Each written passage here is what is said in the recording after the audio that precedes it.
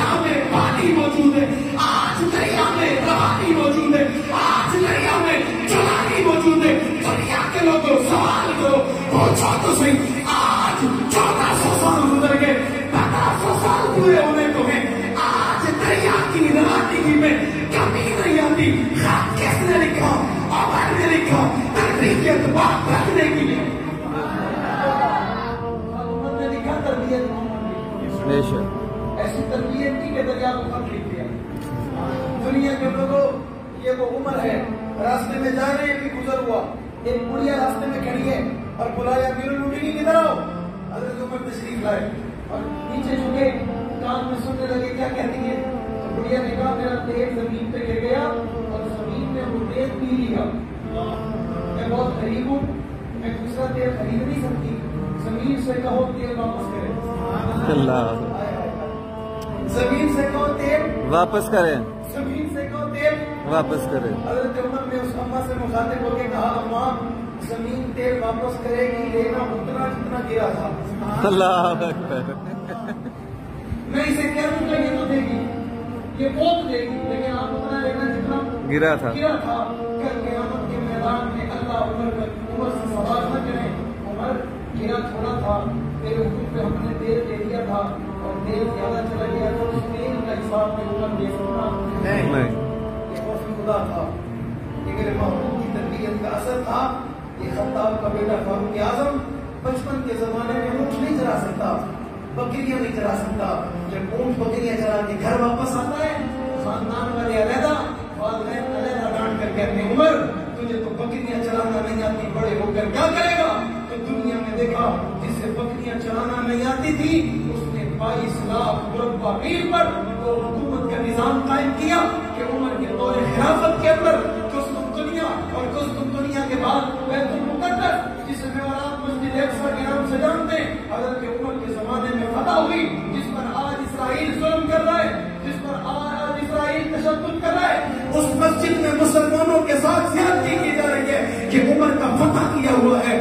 عمر نے اسے تلوار سے فتح نہیں کیا، عمر نے اسے زبان سے فتح کیا، عمر نے اسے کردار سے فتح کیا. کہ اس وقت جب عمر نے صحابہ کو بھیجا جاؤ اور بیت المقدس میں جا کر ان یہودیوں سے کہو ہم بیت المقدس کو فتح کرنا چاہتے ہیں، لڑنا چاہتے ہو میدان میں ہو، مقابلہ کرنا چاہتے ہو میدان میں ہو، تلوار چلانا چاہتے ہو میدان میں ہو، گربان سے گربان پکڑنا چاہتے ہو میدان میں ہو. تو عمر کو اس وقت جواب دینے والے یہودیوں نے عمر کے یاروں کو جواب دیا ہم آپ سے بات نہیں کرتے، اپنے امیر المومنین کو بلاؤ. حضرت عمر کو خط لکھا گیا، حضرت عمر نے سفر شروع کیا، مدینے سے سفر ہوا.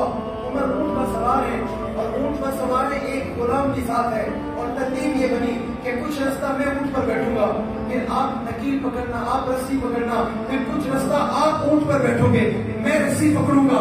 ایسا امیر المومنین ڈھونڈ کے لاؤ، ایسا امیر المومنین کو تلاش کرو، ایسے امیر المومنین کو ڈھونڈو کہ کیسر و کسریٰ کا بادشاہ مدینے میں آیا اور آ کر پوچھنے لگا ہم مسلمانوں کے امیر المومنین کو ملنا چاہتے ہیں. تو صحابہ نے کہا مسجد نبی میں چلے جاؤ آپ کو مل جائیں گے.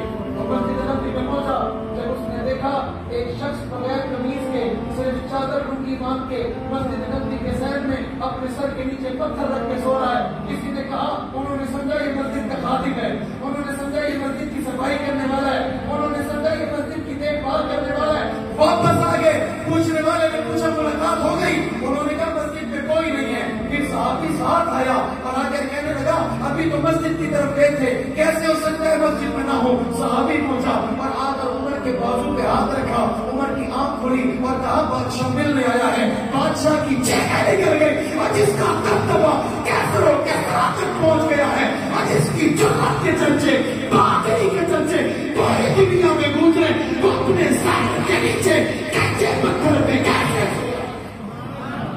آج کے حکمرانوں کو ایسی کہ کمروں میں نیند نہیں آتی، عمر کو کچے پتھر پہ سر رکھ کے نیند آ جاتی تھی.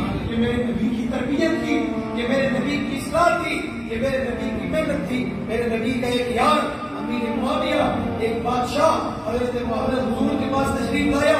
اللہ کے نبی نے معاویہ کو کہا جاؤ اس کے پاس میرا کوئی سامان لے کے آؤ. حضرت معاویہ دوڑ پڑے، چل پڑے. مکے کی گرمی تپتی زمین، پتھریلی زمین. معاویہ نے جوتا نہیں پہنا، بادشاہ اپنی اونٹنی اور گھوڑے پہ سوار ہوا.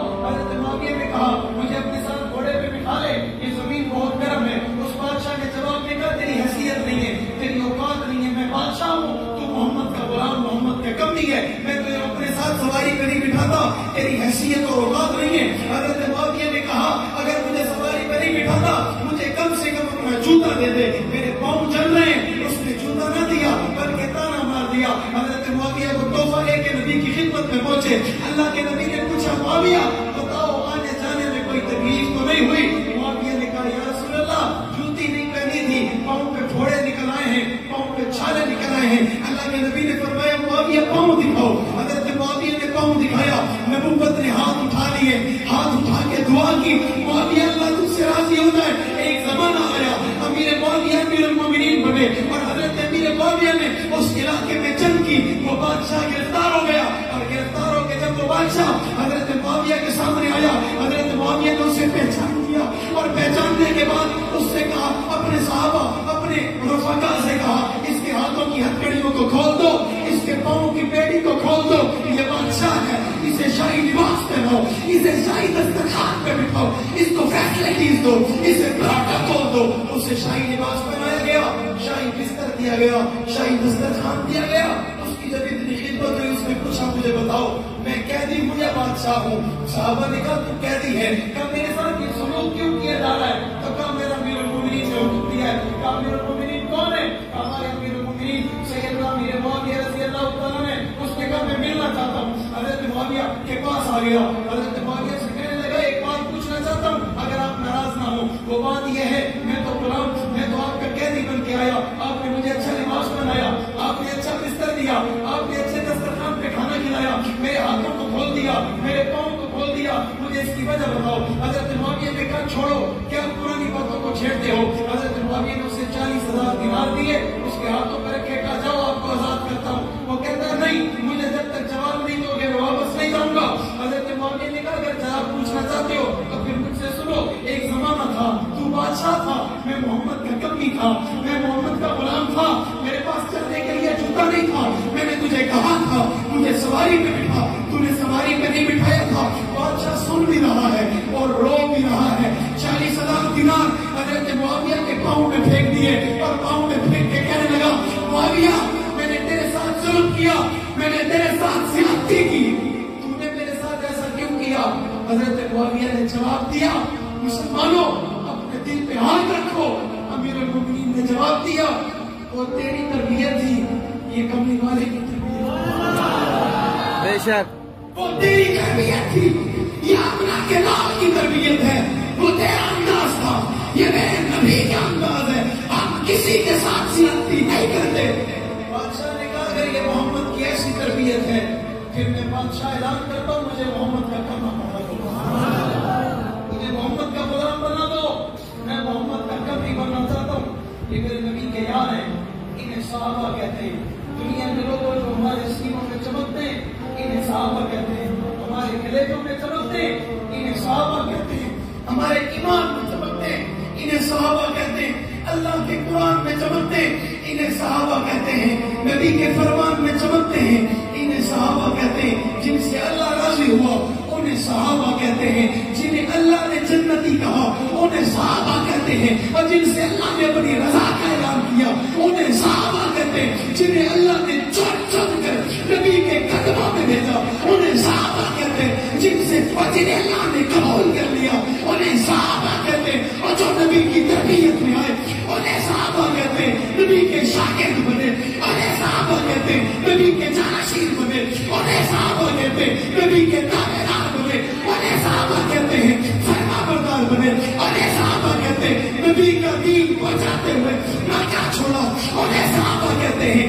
مدینہ چھوڑنے والے کو صحابہ کہتے ہیں, خاندان چھوڑنے والوں کو صحابہ کہتے ہیں, کعبہ چھوڑنے والے کو صحابہ کہتے ہیں, قبیلہ چھوڑنے والے کو صحابہ کہتے ہیں, نبی کی عزت کے لیے اپنی جان دے دینے والے کو صحابی کہتے ہیں, نبی کے قرآن پڑھنے والے کو صحابی کہتے ہیں, نبوت کا داماد بننے والے کو صحابی کہتے ہیں, نبی کا سسر بننے والے کو صحابی کہتے ہیں, نبی کا بھائی بننے والے کو صحابی کہتے ہیں, انہیں صحابہ کہتے ہیں. اور ہم آج مکہ کی سرزمین پر اس کام میں کھڑے ہو کر اپنی زندگی اور موت کی تفریق مٹا کر اللہ اس کے رسول کی رضا کے لیے اپنی زبان سے کہتے ہیں صحابہ صحابہ صحابہ صحابہ صحابہ صحابہ صحابہ صحابہ صحابہ صحابہ ہر بندہ نہ کہے، ہر بندہ نہ کہے، جو سمجھتا ہے انہوں نے ہم پہ احسان کیا، انہوں نے دین پہنچایا، انہوں نے نبی کے دین کو محفوظ کیا، انہوں نے محفوظ کر کے تجھ تک اور مجھ تک پہنچایا، ان کی وجہ سے آج تیرے اور میرے دروازے پہ قرآن موجود ہے، حدیث موجود ہے، نبی کا فرمان موجود ہے، نبی کی زندگی موجود ہے۔ پھر بہادر بن کے، پھر شیر بن کے، پھر غیرت کے ساتھ اپنا دایاں ہاتھ فضا میں بلند کر کے نبی کے یاروں کی عزت کے لیے صحابہ صحابہ صحابہ صحابہ صحابہ صحابہ صحابہ صحابہ۔ لوگ اپنی پارٹیوں کے لیے بولتے ہیں، لوگ اپنے لیڈر کے لیے بولتے ہیں، لوگ اپنے وڈیرے کے لیے، جاگیردار کے لیے بولتے ہیں، لوگ وزیر اعظم صدر کے لیے بولتے ہیں۔ آؤ جن کی وجہ سے ایمان والے ہو ان کے لیے بولو، آؤ جن کی وجہ سے مسلمان ہو ان کے لیے بولو۔ صحابہ نبی کا دین لے کر مکہ مدینہ سے نہ چلتے، تجھے مجھے کون بتاتا نبی نے کلمہ کون سا پڑھا تھا؟ کوئی نہیں بتا سکتا تھا۔ لوگ کہتے ہیں وہ کیسے آئے؟ میں نے کہا آج صحابہ کی قبریں، پاکستان کا کوئی شہر بتاؤ، پاکستان کا کوئی حصہ بتاؤ جس حصے میں صحابہ کی قبریں نہیں ہیں۔ آپ پشاور سے چلنا شروع کرو، کراچی سمندر تک آپ صحابہ کی قبروں کا دیکھتے چلے آؤ، دیدار کرتے چلے آؤ، نظارہ کرتے چلے آؤ۔ اگر آپ پشاور سے سفر شروع کرتے ہو، پشاور میں صحابہ کی قبریں، جانپور میں صحابہ کی قبریں، ساتھ میں صحابہ کی قبریں، اور سندھ کے اندر محبوب کوٹ میں صحابہ کی قبریں، اور صرف محبوب کوٹ میں نہیں بلکہ ماتری کے قبرستان میں، ٹھٹا مدین اور کھوسکی میں صحابہ کی قبریں، اور کراچی کے قریب ایک جامی قبرستان میں صحابہ کی قبریں۔ یہ کیا کرنے آئے تھے؟ جواب ایک آتا ہے، یہ دین پہنچانے آئے تھے۔ بے شک کیا کرنے آئے تھے؟ دین پہنچانے۔ کیا کرنے آئے تھے؟ دین پہنچانے آئے تھے۔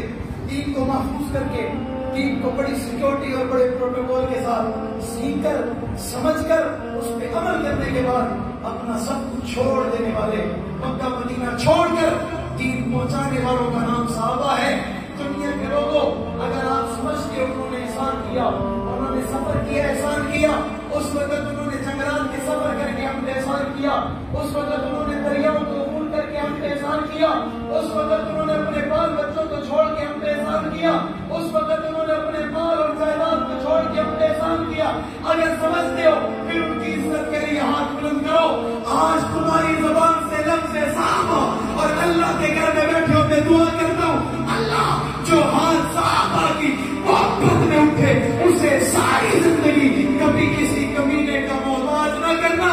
اپنے ہاتھ کو اٹھا کے کہو واہ صحابہ، واہ واہ صحابہ، واہ واہ صحابہ، واہ واہ صحابہ، واہ واہ صحابہ، واہ واہ صحابہ، واہ واہ صحابہ، واہ واہ صحابہ، واہ واہ صحابہ، واہ واہ صحابہ، واہ فتح میں جانے والے، واہ خیبر میں جانے والے، واہ تبوک میں جانے والے، واہ غزوات میں جانے والے، واہ تیر برداشت کرنے والے، واہ تلواریں برداشت کرنے والے، واہ جیلوں میں جانے والے، واہ شہر ابی طالب میں جانے والے، واہ پاکستان میں آنے والے، واہ عراق میں آنے والے، واہ افغانستان میں جانے والے، واہ فلسطین میں پہنچنے والے، واہ عراق میں پہنچنے والے، واہ عرب میں پہنچنے والے، واہ عجب میں پہنچنے والے، واہ دین محفوظ کرنے والے، واہ نبی کو آنکھوں سے دیکھنے والے، ایمان کی حالت میں دیکھنے والے، نبی کے ساتھ رہنے والے،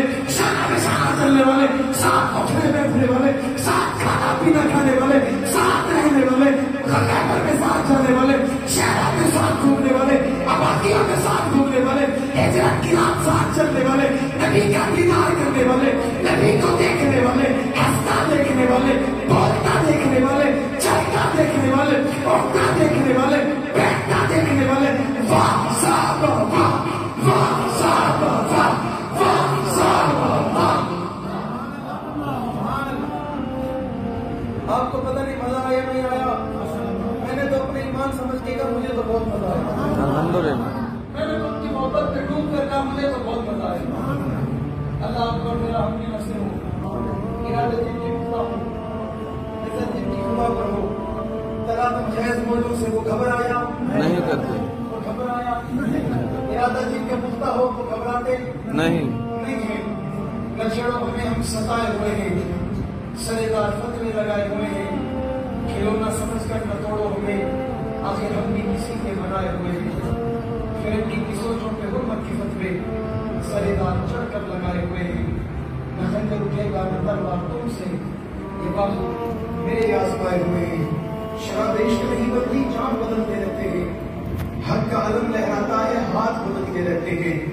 हालात से टकराना हक वालों की आदत है, हालात की तू तकलीद लेकर हालात बदलते रहते हैं।